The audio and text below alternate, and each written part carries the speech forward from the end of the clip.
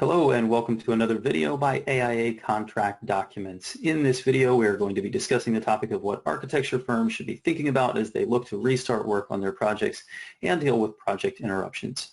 My name is Mike Koger and I am joined by my colleague Jimmy Germano. Jimmy and I are both staff attorneys for the American Institute of Architects in Washington, D.C., and we work in the Contract Documents Department. We are very happy to have two guests join us on this video, both of whom have been thinking quite a lot about the topic that we're going to be dealing with and restarting work on projects. We are joined by Joelle Jeffcoat, who is a Regional General Counsel at Perkins & Will in North Carolina. Joelle is both an architect and an attorney. We're also joined by Michael Prifty, who is the Managing Principal with BLT Architects in Philadelphia. Both Joelle and Michael are fellows with the AIA, and both are on the AIA's Risk Management Committee. As always, we can't give legal advice on this video, and nothing you hear in this video is a substitute for consulting with an attorney who is licensed in your jurisdiction who can talk with you about the specific issues that you are facing. And with that, Jimmy, I'll turn it over to you. Sure. Thanks, Mike. Joelle and Michael, first, thank you both for taking the time to chat with us today. And I want to sort of get right into the substance of what we're talking about. I think this is an important topic and one that's going to be top of mind for a lot of architecture firms today. The topic is sort of considerations when projects are now reopening during the COVID pandemic. And just to give a little frame of reference, today is May 15th. We're recording this video on Friday, May 15th, and it's right about that time when projects and states and localities are starting to reopen and at least consider what it would look like to do so. So we think it's important to discuss what that looks like from an architecture firm's perspective and what things to consider. With that, I guess I'll just open it up to both of you in your fields. Have you dealt with this issue? Are projects reopening, or were they kind of open the whole time? Have things changed? What are you seeing in that regard? And I guess I'll go to Michael first. Well, I think there are two big components about projects. There's the initial customary design and documentation phases, which in the most part for us never slackened. There have been some projects that might have slowed, but other projects came along to take their place. So we have been very busy and actually have been hiring people, which is an interesting virtual onboarding thing we have to face. On the other hand, in Philadelphia, as in New York, construction was deemed non-essential unless you're in a healthcare project. And so all our job sites, we have 5 active project sites, they all stopped. And we altered our services and continue to alter them in a fluid manner, as now only last week did the Commonwealth of Pennsylvania permit construction to resume. There are schedules to be made up. Submittals were processed in anticipation of resumption of construction, but new protocols will apply in terms of our team's safety going to the job site in terms of the usual physical safety, but also safety against coronavirus and how that might be spread. So you mentioned a little bit, I want to touch on something and then I'll ask Joelle the same question. And you mentioned sort of changing and altering the services that you're providing to owners on various projects or CMs. Do you consider or did you consider formal contract modifications to do that, or amendments to your contracts, or was that just sort of something that was very fluid in the way that it worked? It's probably more fluid than it should be. We believe that we must formally address things with our clients because the owner-architect agreement mandates a number of site visits and certain protocols on site. Of those 5 projects, they range from essentially complete, where we went to a project that was vacant, to provide substantial completion and documentation to support the project closeout, including in the future final completion review. On the other hand, we have very active construction sites where they are not yet topped out, and in some cases that requires a clerk of the works. the contractor in that instance, in order to gain social distancing last week, eliminated our office. So we have concerns about physical space, our ability to maintain distancing, and then of course, because we're working with human beings, a concern among our own staff as to whether or not they felt safe to go to the job site and interact with all the people they needed to. In between, it might be regular punch list visits on a rolling basis for multifamily projects where we're asking, and with the client support, we'll go, but we'll be the only ones on the floor when we're punching it out to make sure there's no interaction with the construction team. Of course, with those 5 sites and 5 different construction managers, we have to field 5 different protocols to make sure that we comport ourselves in the way the CM requires us to behave. All right, of course.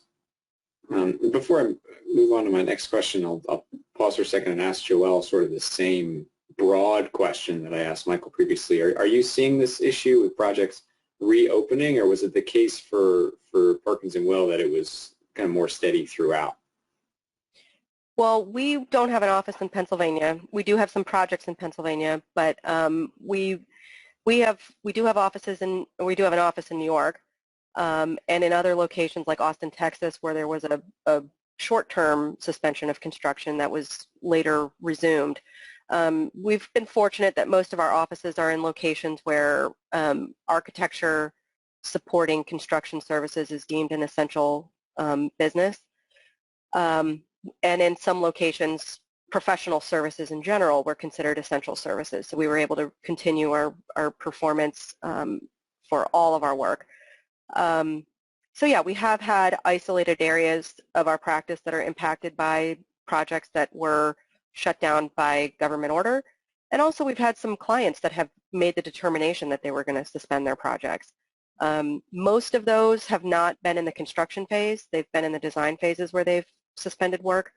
But we've had to deal with those, I think, similar to a lot of things that everybody's been talking about lately on a case-by-case basis. You have to look at the unique circumstances of everyone and advise with regard to what the contract says.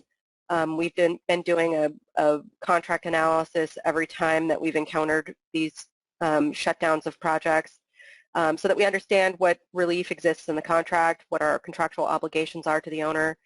And as Michael said, that we're having to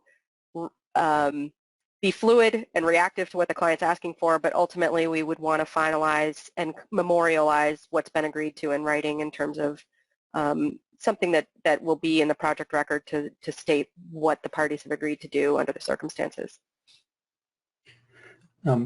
Michael, I got a question for both of you. But Michael, you did mention during your remarks that your firm has taken some steps to adjust your services with regard to site visits and times when you're on the site, doing things when there's no one else around. I'm wondering if either of your offices have entertained the idea or actually done virtual site visits. I can imagine that being where someone might actually shoot a video or walk around with a smartphone or something.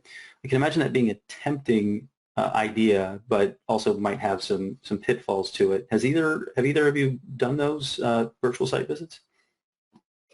In the one project that we certified a substantial completion, there was a preliminary virtual walkthrough to establish that the project was indeed ready for us to visit. And that was the pre-arrangement for us to identify a staff member that was willing to go, who also had project knowledge. And that's a subset within the office. So we're grateful for that individual to go and then do the necessary administrative tasks, again, in a virtual sense. Were there any challenges with those, that initial walkthrough? Any kind of advice, or maybe not advice, but recommendations or things people should be considering when they're doing virtual site visits? That's a great question. And I would go solicit that opinion from the project architect who did the work. because it's only a single case for us, and I'd want to learn from that experience. So I don't have any immediate insight to offer. I'm sure there is some. Yeah, it takes a willing partner and a trusting relationship with the superintendent to actually go and show you what you want, and trust in the superintendent's part of our team not to ask for anything that's silly. We've generally advised that virtual site visits are not a substitute for in-person site visits where permissible by law. So we've been counseling our staff on continuing to perform in accordance with our contract as best as possible and doing it while employing social distancing and wearing personal protective equipment, and reiterating and making sure that the staff that are going out to the site understand that it is the contractor's duty to ensure a safe job site, and that safety isn't just about fall protection and the normal safety on a site, but that extends to health safety.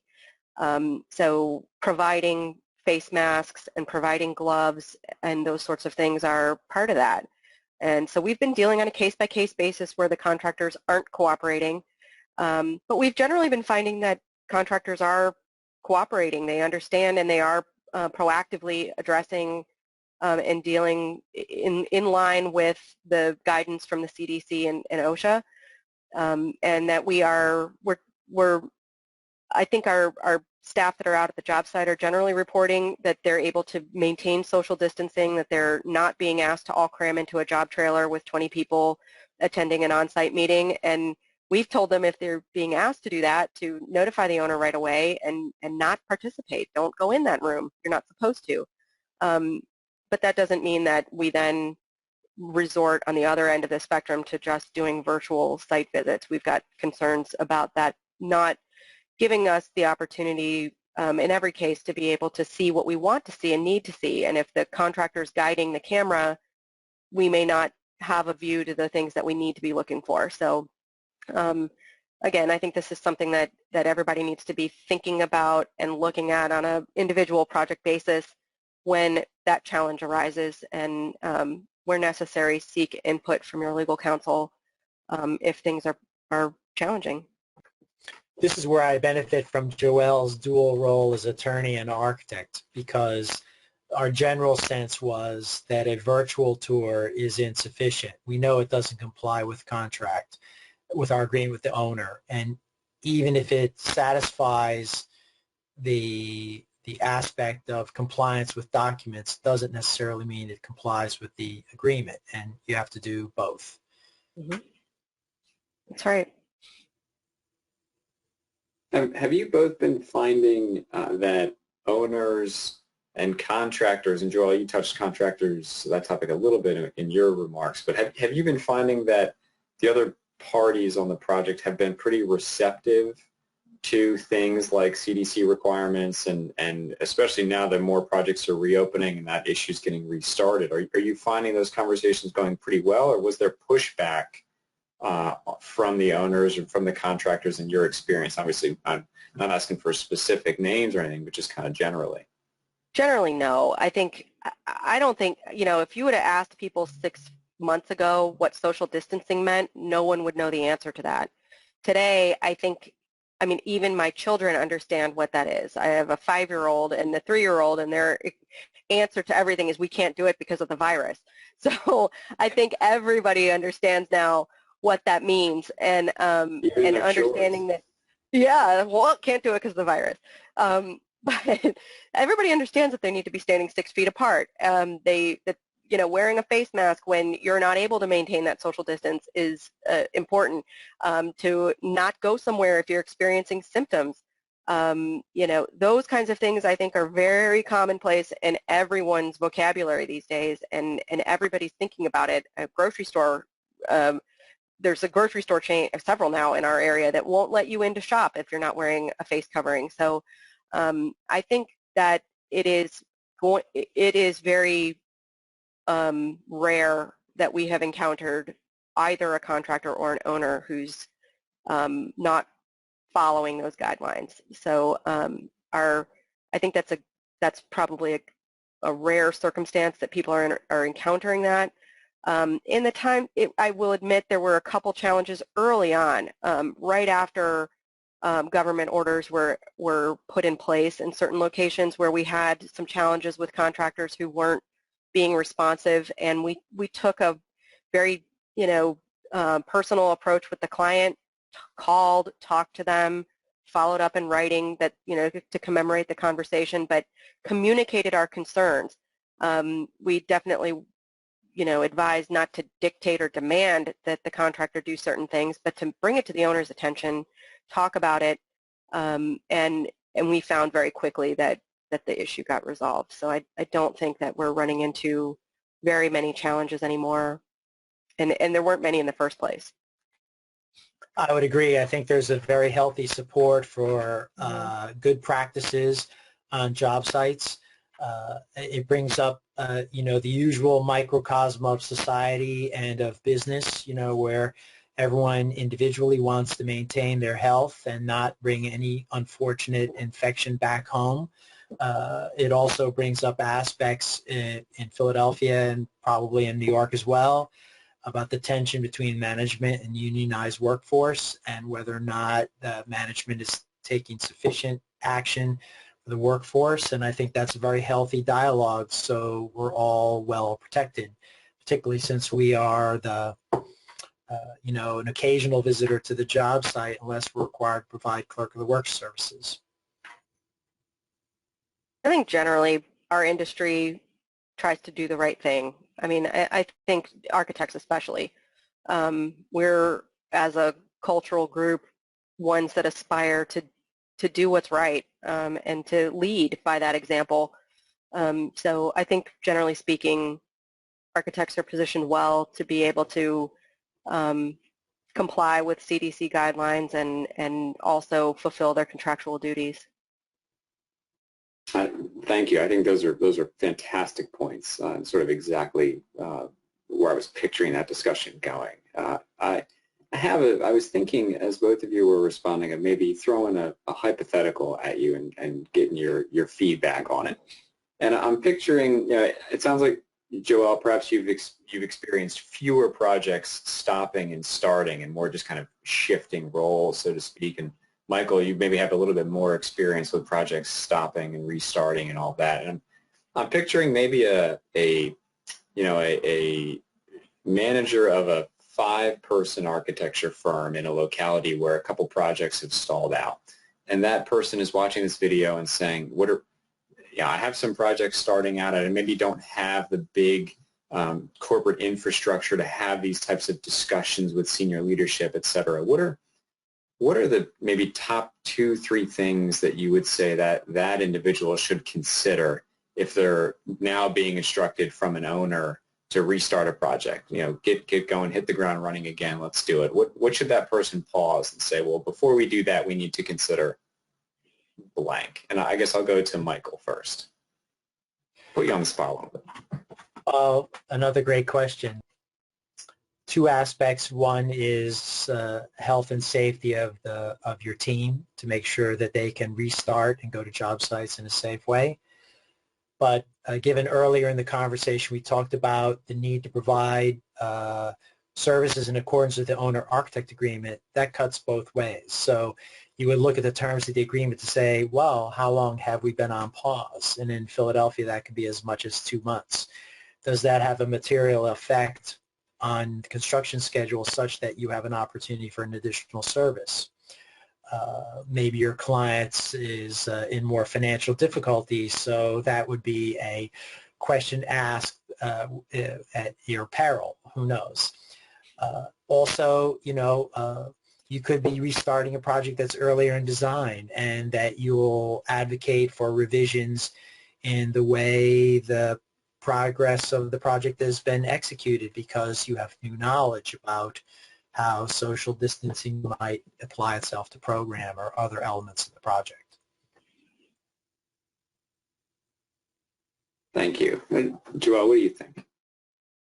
I echo everything that Mike said. I think maybe another overlay is to talk to your client about what other ways you can help them in their business. It may not apply directly to that project, but I think this is an opportunity for architects to offer their creative problem solving and thinking to all of their clients. So whether the project is, I think the signal that the project is restarting for that client is a good one, and an opportunity to be able to check in with your client about their other needs, to be able to maybe broaden the scope of your project, or be able to look at some of their other locations if they're a company that's got more than one location, or depending on the nature of the client, they may have other needs that that you can help meet in service to your client. And then I would also suggest reaching out to your former clients, and this is a great time to check in with those clients about and building and strengthening that relationship to see how they're doing, and just genuinely ask them, how has this pandemic affected their business? And they may not have thought about you as a resource for them in helping with their return to work or their new normal, and this might be a way to reconnect with those clients and make them go, oh wow, that architect can help me in our current challenge, and it might be a way to supplement and build your business. It's a fantastic perspective to see it more as an opportunity than anything else, for sure.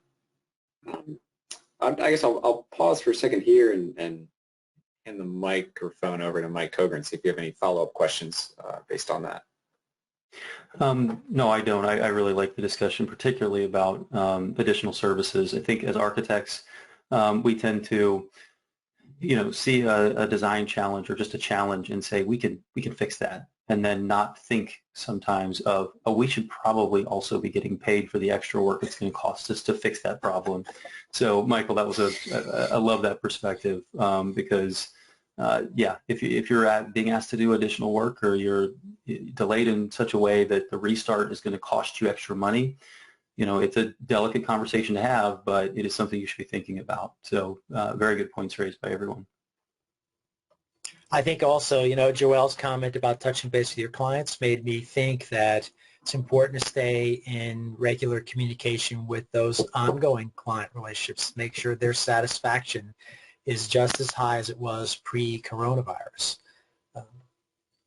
Right? You don't want to engender some kind of unfortunate claim or something down the road because you missed some signal. That's right, and I think the more, there's one of the things that for us has come out of all of this is that we're finding that we're actually collaborating more, surprisingly, and I don't mean just internally.